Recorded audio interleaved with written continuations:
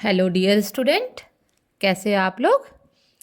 सबसे पहले तो मैं थैंक यू कहना चाहूँगी क्योंकि आप लोगों की मोटिवेशन जो आप लोग ने मुझे भेजा है कि हाँ मुझे वीडियो पसंद आया है और आगे भी मैं ऐसा ही वीडियो दूँ, तो मैं सच में बहुत खुश हो गई हूँ। और मैं इसी एमले ब्रोंटे के जो पास्ट प्रेजेंट फ्यूचर पोएम है, इसका क्वेश्चन आंसर आप लोग के लिए लेकर के आ गई हूँ।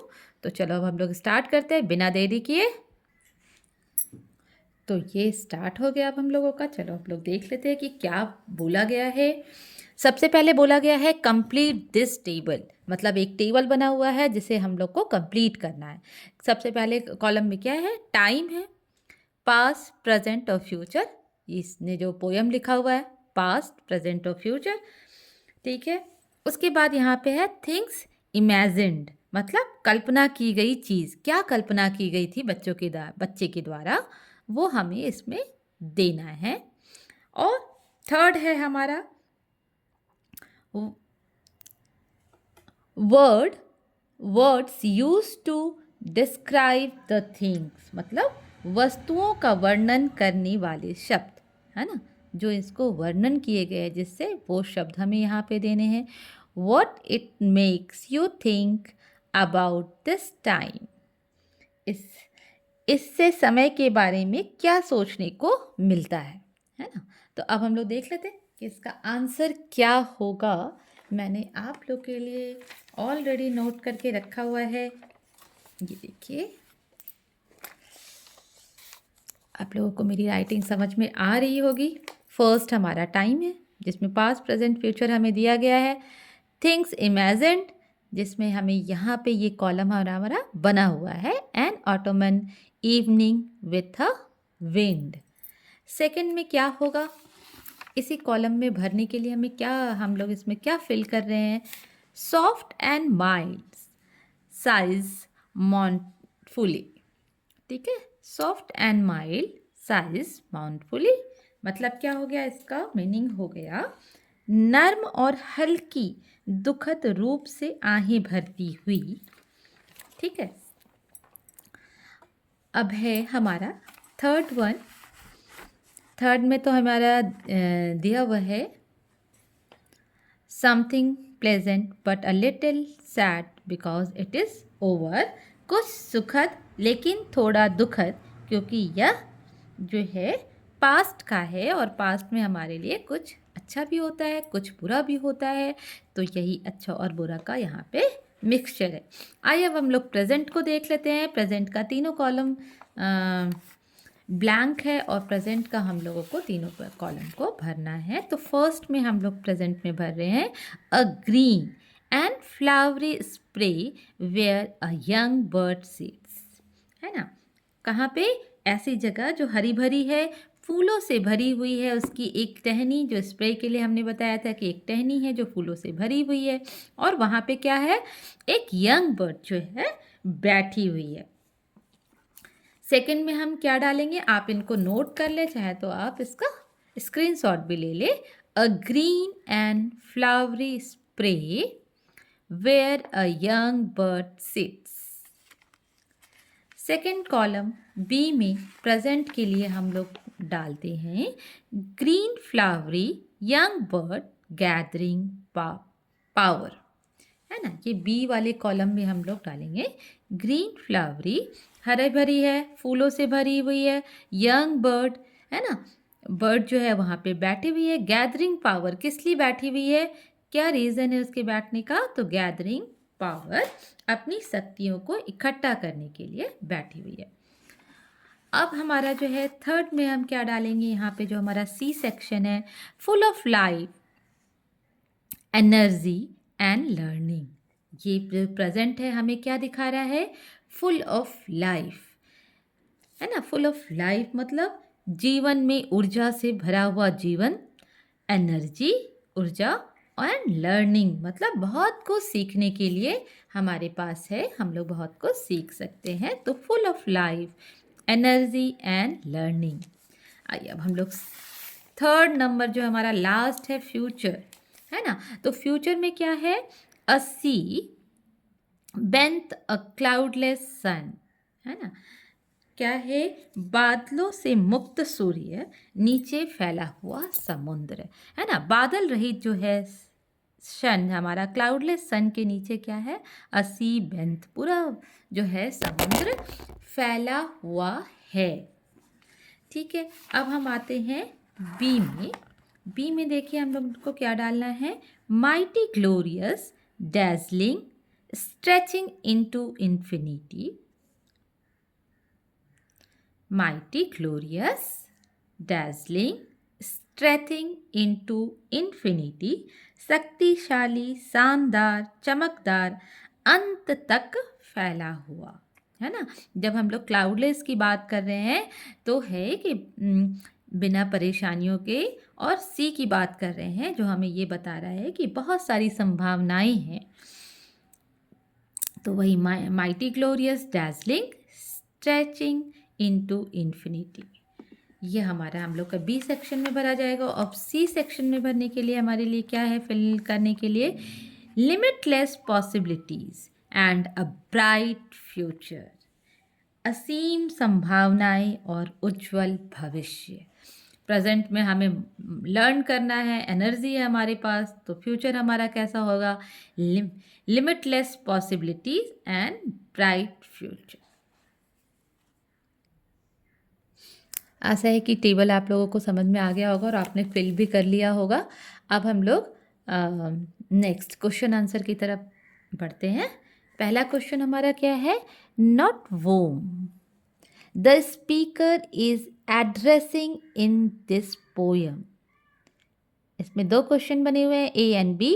विच two words have been used to describe the child?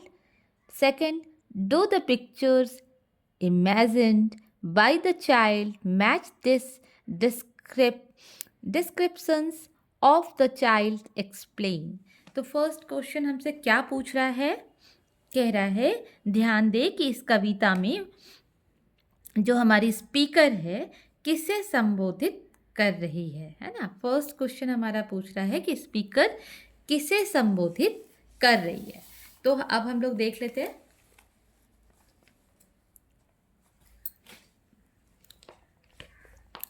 The speaker is addressing a child in this poem, है ना। इस पोयम में स्पीकर एक छोटे बच्चे को एड्रेस कर रही है, संबोधित कर रही है। ठीक है, इसमें कोई वो नहीं है। आप लोग पोयम अगर समझ गए हैं तो आंसर आप लोग तुरंत कर दोगे। क्वेश्चन हमसे पूछा जा रहा है कि स्पीकर किसे संबोधित कर रही है, तो स्पीकर बच्चे को संबोधित कर रही है। और हम इसको कैसे लिख रहे हैं? The speaker is addressing a child in this poem. आपको मेरे ख्याल से लर्न भी हो गया होगा, है ना। चलिए हम लोग सेकंड क्वेश्चन देख लेते हैं। सेकंड क्वेश्चन है which two words have been used to describe the child. बच्चे को वर्णन करने के लिए किन दो शब्दों का प्रयोग किया गया है? बच्चों के दिखाने के लिए बच्चे की ये छोटे बच्चे से बात कर रही है, इसके लिए दो शब्द प्रयोग किया गया है। वो दो शब्द क्या हैं? तो वो है the words used to describe the child are smiling child and happy one, है ना। दो जगह हमारे पोयम में बच्चे को दिखाने के लिए किया गया है, smiling child and happy one, है ना। नेक्स्ट क्वेश्चन जो है हमारा क्या पूछ रहा है हमारे क्वेश्चन में? Do the pictures imagine by the child match this descriptions of the child explain. क्या बच्चे के द्वारा कल्पना की गई तस्वीरें बच्चे के इन विवरणों से मेल खाती है? समझाइए। जो बच्चा कल्पना कर रहा है और जो उसको व्याख्या किया है, जो उसे बताया है, क्या दोनों एक दूसरे से मैच कर रही है? इसे आपको बताने को कह रहा है। Yes, the child imaginations is full of vivid and beautiful imaginary. हाँ, बच्चे की कल्पनाएं सुंदर और जीवंत है और बच्चे को अतीत को एक शांत संध्या, वर्तमान को हरी भरी टहनी और भविष्य को एक विशाल चमकते समुद्र के रूप में दिखाता है है ना। तो बोल रहा है कि हाँ ऐसा हुआ है। क्या हुआ है? The child imaginations the past as a gentle autumn evening. Past को क्या बताया गया है? As a gentle autumn evening. The present as a lovely green spray with a bird, है ना। बर्ड के साथ बताया गया है। प्रेजेंट को क्या बताया गया है? As a lovely green spray with a bird, bird के साथ एक हरा भरा टहनी। And the future as a vast and daring sea, है ना। फ्यूचर को क्या बताया गया है? बहुत बड़ी सा समुद्र, चमकता हुआ सा समुद्र। This imagines reflect the innocence and creativity of a young child. ये जो है बच्चे की मासूमियत और रचनात्मकता को दिखा रहा है ये क्वेश्चन। सेकंड क्वेश्चन है, examine the imaginary presented in the three stanza. A. An autumn evening, soft and mild. Autumn is the season before winter when the days get shorter and the trees shed their leaves. Why do you think this season, with a sadly blowing wind, is the choice of image for the past? है ना। तो यहाँ पे क्या question पूछ रहा है? Question पूछ रहा है कि तीनों स्टैंजा में प्रस्तुत जो कल्पना किया गया है, जो इमेजिनेशन किया गया है, वो क्या परीक्षण करने पे सही है? शरद ऋतु की एक शाम जो हल्की और कोमल होती है, तो शरद ऋतु जो ऑटोमन सीजन है से पहले का मौसम है जब दिन छोटा हो जाता है और पेड़ जो है अपने पत्ते को गिरा देते हैं। तो आपको क्यों लगता है कि यह मौसम एक नरम और सौम्य मौसम है? उदास हवा बह रही है। क्या यह अतीत के लिए छवि का चयन है? तो ये हमसे क्वेश्चन पूछा जा रहा है। Ottoman represent the transitions from warmth to cold, symbolizing the passage of time and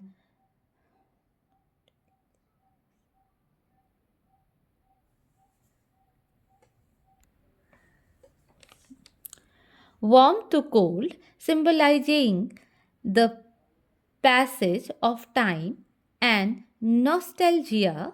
The sadly blowing wind suggests a sense of longing and loss, making it is fitting image for the past. मतलब क्या कह रहा है answer? Answer कह रहा है कि जो ऑटोमन सीजन है जो सर्दी के बदलाव को दर्शाती है, जो समय के बीतने और यादों को दर्शाती है ना। कि समय बीत गया है, जैसे पेड़ से पत्ते अलग होना, है ना। तो ये एक दुख को दिखा रहा है कि पेड़ों से पत्ते अलग हो गए हैं। यहाँ पे ये तुम्हारा थोड़ा सा दुखद की चीज़ को ऑटोमन की तरफ से दिखाया जा रहा है। दुखद हवा चल रही है ना, शांत हवा जो चल रही है, बीते समय की लालसा और खोने की भावना को प्रकट करती है। जो ये दुखद हवा चल रही है वो बीते हुए समय में जो हमने खो दिया है, जो हम चाहते थे वो नहीं हो पाया है, उस भावना को यहाँ पे प्रकट कर रही है, जिससे यह अतीत के लिए उपयुक्त प्रतीत होता है। तो ये इसका आंसर है। आप इसको लिख लीजिए और या फिर स्क्रीनशॉट ले लीजिए। Whom can the young bird represent in the second stanza? Why is it gathering its power? तो यहाँ पे पूछ रहा है कि जो यंग बर्ड है वो सेकेंड स्टैंजा में यंग बर्ड जो है वो वहाँ जो बैठी हुई है वो वहाँ किसका प्रतिनिधित्व कर रही है और वह अपनी शक्ति को क्यों इकट्ठा कर रही है? सेकेंड का आंसर है हमारा the young bird represents the child और youth. It is gathering its power because it is in the present learning and growing, preparing for the future. तो यहाँ पे जो हमारा यंग बर्ड है ना, ये किसको प्रेजेंट कर रहा है? एक बच्चे को प्रेजेंट कर रहा है, एक यूथ और एक युवावस्था, मतलब चाइल्ड को प्रेजेंट कर रहा है और एक युवावस्था का प्रतीक को प्रेजेंट कर रहा है। ये अपनी सारी शक्ति इकट्ठा कर रहा है क्योंकि वर्तमान में जो ये सीख रहा है वह अपने भविष्य के लिए अपने आप को तैयार कर रहा है। जैसे कि अभी जो आप सीख रहे हो वो अपने फ्यूचर के लिए, अपने फ्यूचर को अच्छा बनाने के लिए आप लगातार मेहनत कर रहे हो। और यही मेरा भी कहना है कि आप अभी अच्छे से लर्न करो ताकि आपका जो फ्यूचर है, जो आने वाला एग्ज़ाम है, उसमें बहुत अच्छे नंबर आप लेकर के आओ और आपका नाम जो है ब्लैक बोर्ड पर लिखा हुआ हो तो अच्छा लगेगा। तो इसलिए जो मैं आपके लिए एकदम छोटा-छोटा सा क्वेश्चन आंसर लेकर के आई हूँ ताकि आप अच्छे से लर्न कर लो, और इसलिए मैं आपको इतना अच्छे से समझा रही हूँ। अगर आप समझ जाओगे तो तुरंत लर्न हो जाएगा। देख लो आप। The young bird represents the child और यूथ। यंग बर्ड किसको रिप्रेजेंट कर रहा है? चाइल्ड और यूथ को। It is gathering it's power because वो गैदरिंग इट्स पावर, अपने पावर को इकट्ठा कर रहा है क्योंकि it is in the present learning and growing, preparing for the future. अपने फ्यूचर के लिए ये अपने आप को प्रिपेयर कर रहा है। अब क्वेश्चन नंबर सी, 2 का सी हम लोग देख रहे हैं। Why does the picture of the future shows a cloudless sun? Why does the sea stretch into infinity? अब यहाँ पे क्या कह रहा है कि भविष्य की तस्वीर में बादल रहित सूरज को क्यों दिखाया गया है? फ्यूचर में क्लाउडलेस सन को क्यों दिखाया गया है? और समुद्र में स्ट्रेच ऑफ इन्फिनिटी, अनंत तक फैला हुआ समुद्र को क्यों दिखाया गया है? The cloudless sun represents a bright, clear future full of possibilities. The infinity of the sea symbolizes endless opportunities and dreams that have no limit. अब यहाँ पे ये क्वेश्चन क्या बता रहा है हमें? क्लाउडलेस सन जो है एक उज्जवल और स्पष्ट भविष्य की संभावनाएं हैं, है ना। The cloudless sun represents a bright clear future full of possibilities, है ना। तो ये जो है हमारा क्या है? एक उज्जवल और स्पष्ट भविष्य की संभावनाएं को दिखा रहा है। द इन्फिनिटी, इन्फिनिटी क्या दिखा रहा है? असीमित अवसर और सपनों का एक प्रतीक को दिखा रहा है। The infinity of the sea symbolise endless opportunities, endless opportunities को दिखा रहा है, एंड ड्रीम्स, और हमारे सपनों को दिखा रहा है। जैसे आज हम सोचते हैं कि आज पढ़ लिख करके हमको ये बनना है, तो वो हमारे ड्रीम्स को दिखा रहा है। दैट हैव नो लिमिट, उसका कोई लिमिट नहीं है, वो जितना है असीमित फैला हुआ है। Third, D number, could these pictures be imagined by anyone of any age, or do they sound particularly childlike? है ना। तो यहाँ पे क्वेश्चन हमसे क्या बोल रहा है? क्या इन चित्रों की कल्पना किसी भी उम्र का कोई भी व्यक्ति कर सकता है ना। तो कर सकता है, कोई भी एज का ऐसा कल्पना कर सकता है। तो ये पूछ रहा है कि कोई भी कर सकता है, या क्या ये चित्र जो विशेष रूप से बच्चों के लिए ही, ऐसा आपको लगता है कि ये विशेष रूप से बच्चे के लिए है? These pictures have a simple yet deep meaning, making them relatable for all age. However, the innocence and optimism in the imaginary are the particularly childlike. आप इसको लिख लीजिए, है ना, या फिर स्क्रीनशॉट ले लीजिए। These picture have a simple या डीप मीनिंग। ये चित्र जो है सरल है लेकिन गहरे अर्थ वाला है, जिससे ये सभी उम्र के लोगों के लिए प्रासंगिक बनता है ना? इसमें एक गहरा अर्थ है, तो इसलिए जो है ये रिलेट करता है फॉर ऑल एजेस, सभी एज के लिए ये रिलेट कर रहा है। However, द इनोसेंस, है ना? लेकिन जो है इस ये मतलब इतना खूबसूरत है कि इसमें मासूमियत भी दिखती है ना? इसमें ऑप्टिमिज्म, एक आशावाद भी दिख रहा है। इन दिस इमेजनरी, ये जो पिक्चर जो दिखाया गया है इसमें इनोसेंस है, मासूमियत है, आशावाद है ना? विशेष रूप से ये बचपन जैसा ही लगता है। Are a particularly childlike. तो ये उसका आंसर हुआ। आप एक बार अच्छे से देख लीजिए।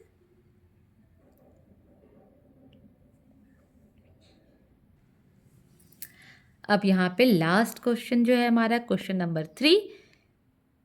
इन which stanza does the rhymes schemes differ from the other two stanzas? How does it differ? तो यहाँ पे आपसे पूछ रहा है कि ये जो है कैसे दूसरे इसके जो स्टैंजा है दूसरे स्टैंजा से कैसे अलग है, उसे आप बताओ।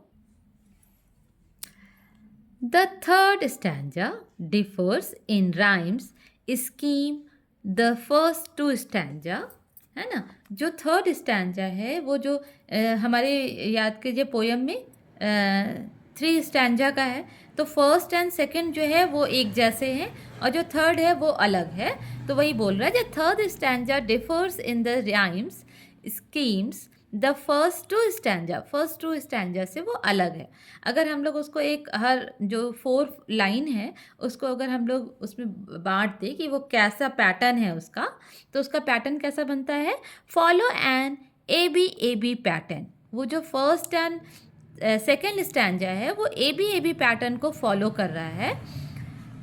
Where as the third stanza, और वहीं पे तीसरा stanza follows an A B B pattern, है ना? ए बी बी पैटर्न, जो उसका जो 4 लाइन है वो ए और बी बी पैटर्न को दिखा रहे हैं, शो कर रहे हैं।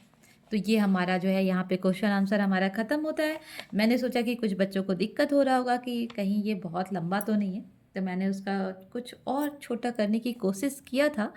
तो जैसे हमारा जो फर्स्ट क्वेश्चन है, the speaker is addressing a child, बस यहाँ पे ख़त्म हो गया कि स्पीकर किसको एड्रेस कर रहा है। तो स्पीकर जो है बच्चे को एड्रेस कर रहा है, तो the speaker is addressing a child. 2 चीज़ पूछा गया था कि बच्चों के लिए क्या पोयम में यूज़ किया गया है ना? मान लो आपको याद नहीं आ रहा तो कम से कम ये 2 वर्ड भी आप लिखोगे तो आपको नंबर मिल जाएगा। तो स्माइलिंग चाइल्ड और हैप्पी वन, ये 2 जो चीज़ है, 2 जो हमारा यहाँ पे वर्ड है ये बच्चे के लिए यूज़ किया गया है, स्माइलिंग चाइल्ड और हैप्पी वन, है ना? उससे पूछती है। और ये हमारा सेकंड का फिर ए है। Ottoman symbolize the end of memory things and the wind address the sense of nostalgia। ये हमारा थर्ड है, मेरे ख्याल से आपके इस पे आ रहा है। मैं धीरे धीरे इसको ऐसे कर देती हूँ ताकि आप इसको देख लो। ये बहुत छोटा है, वेरी शॉर्ट क्वेश्चन आंसर।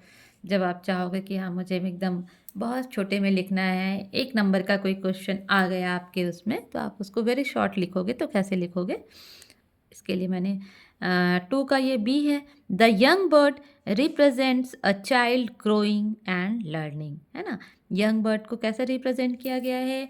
एक बच्चे के बढ़ते हुए और लर्न करना, उसको वो सीखना। वहाँ पे वो बैठी हुई है, अपने इस पावर को इकट्ठा कर रही है, किसके लिए? उड़ने के लिए। तो वो कुछ सीख रही है। The young bird represents a child growing and learning.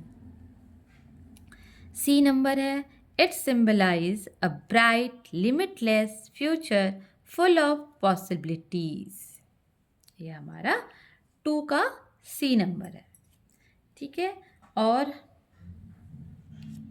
ये 3 है, the third stanza follows an A B B pattern. जो हमारा थर्ड स्टैंजा है, जो मैंने बताया था कि हमारा जो थर्ड स्टैंजा है वो ए बी बी पैटर्न को यूज़ कर रहा है, तो वही यहीं पे मैंने इसको बहुत शॉर्ट में लिखने की कोशिश की है कि आपको अगर 1 नंबर में आ जाता है कि हाँ 1 नंबर में क्वेश्चन का आंसर देना है तो आप बहुत छोटे में लिख सकते हैं। The third stanza follows an AABB pattern while the first two, है ना, फर्स्ट टू मतलब first and second, first two follow ABAB pattern, है ना। फर्स्ट टू जो है वो हमारा क्या फॉलो कर रहा है, ABAB पैटर्न को फॉलो कर रहा है। और ये है हमारा 1 का B। अच्छा, यहाँ पे हमने सिर्फ 1 का A डाला था तो यहाँ पे 1 का B है। Yes, the child's imagine pictures match their descriptions. The post is calm yet sad. The present is full of growth and the future is bright and limitless, है ना। तो पास्ट को यहाँ पे क्या बताया गया है, the past is calm yet sad, है ना, उसको बताया गया कि वो थोड़ा सा दुखी है, थोड़ा सा खुश है। The present it full of growth, मतलब अब उसमें पूरी संभावनाएं हैं बढ़ने की। और द फ्यूचर कैसा बताया गया, ब्राइट एंड लिमिटलेस, इसका कोई लिमिट नहीं है ना, चमकदार है, बहुत अच्छा सा फ्यूचर है। तो ये हमारा 1 का B नंबर है। आप एक बार इसका स्क्रीनशॉट ले लीजिए और अच्छे से लिख लीजिए। आपको कोई भी परेशानी होगी तो आप मुझसे पूछ लीजिएगा कमेंट करके, मैं कोशिश करूँगी कि आपको ज़रूर आंसर बता दूँ। Okay, bye.